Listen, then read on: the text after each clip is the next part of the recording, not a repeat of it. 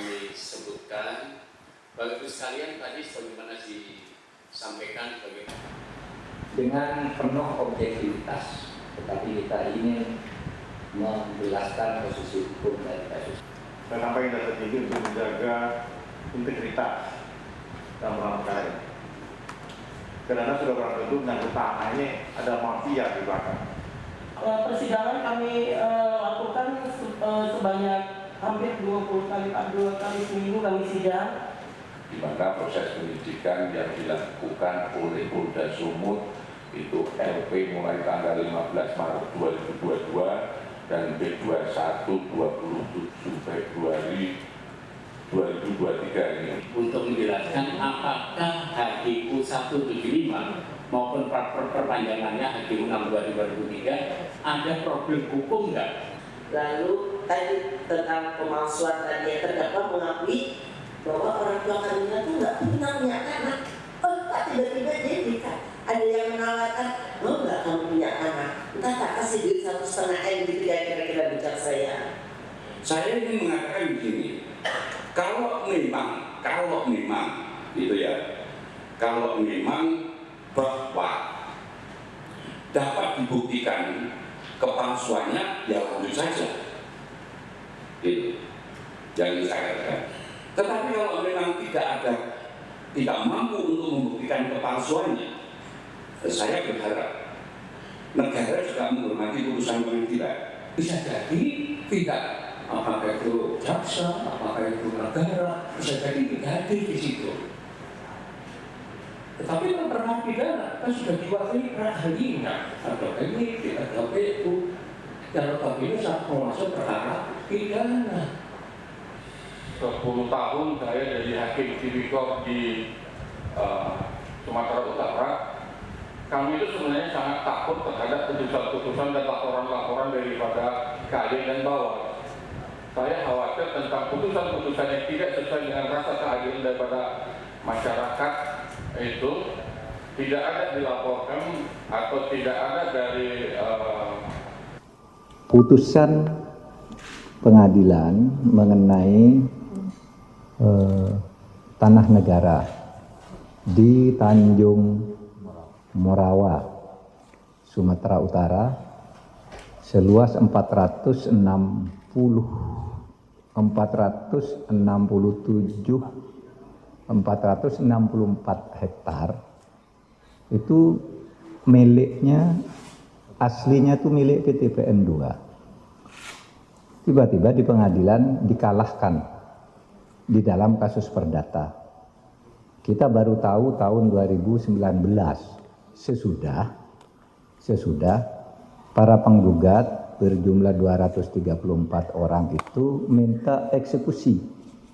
Nah, ketika dia minta eksekusi, barulah kita nanya ke BPN bahwa tanah itu sejak dulu milik PTPN dan belum pernah ada perubahan. Kok tiba-tiba menang di pengadilan gitu.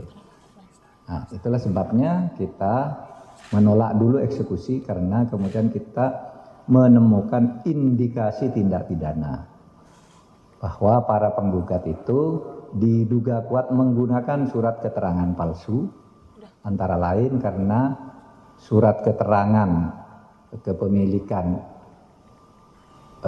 itu kepemilikan orang atas nama orang yang menumpang di atas tanah PTPN HGU resmi, itu surat keterangan kepemilikannya atau pelimpahan dan pemberian lahannya itu dibuat tahun 53. Nah, dan di situ ada keanehan. Satu, tanda tangan pemberi pelimpahan tanah itu yang atas nama gubernur itu tidak identik. Tidak identik, yang satu miring ke kiri, satu miring ke kanan.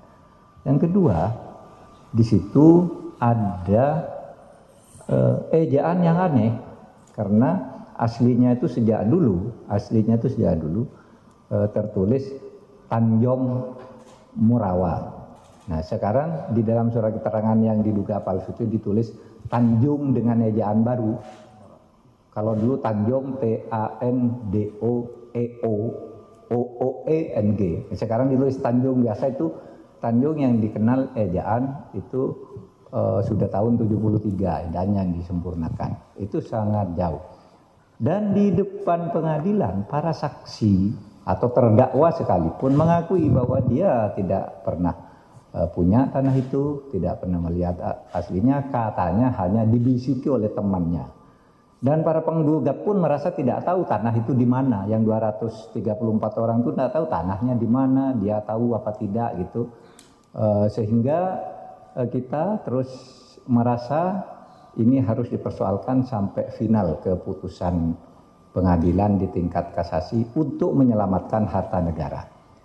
Prinsipnya, Presiden mengarahkan begini, kalau negara punya kewajiban hutang kepada warga negara, masyarakat, dan itu sudah inkrah berdasar putusan pengadilan, negara wajib membayar karena ini putusan pengadilan, wajib membayar dan jangan terlalu lama menunda dan melakukan review. Tapi sebelum membayar harus dicari semua celah untuk melakukan upaya hukum karena ini tanah negara. Nah, oleh sebab itu kita ini melakukan upaya hukum dulu dari sudut hukum pidana. Karena hukum pidananya belum inkrah sekarang ini. Tadi kita melakukan bedah kasus dan memang ada kejanggalan-kejanggalan yang nanti akan disampaikan dan telah sebagiannya disampaikan di dalam memori kasasi. Itu tanah di Tanjung Merawa dan kami menduga berdasar temuan-temuan surat perjanjian yang di situ memang ada sponsornya, yaitu pebisnis perusahaan yang menjanjikan kalau Anda menang nanti masing-masing orang yang dianggap punya tanah 234 orang itu, padahal dia tidak tahu tanahnya di mana, akan dikasih masing-masing 1,5 miliar. Nah, ini nanti kita sampaikan ke Mahkamah Agung. Itu keterangan dari saya. Jadi kita prinsipnya nih, satu, kalau punya utang dan ingkar tidak ada upaya hukum bayar. Tapi kalau kita menang gitu, juga sering segera untuk menagih juga ke pihak swasta seperti yang dilakukan selama ini. Ini agar hukum tegak. Kita bukan mau menangnya sendiri. Hukum tegak, hak masyarakat dan hak negara dan hak perseorangan itu berjalan seimbang sesuai dengan ketentuan konstitusi.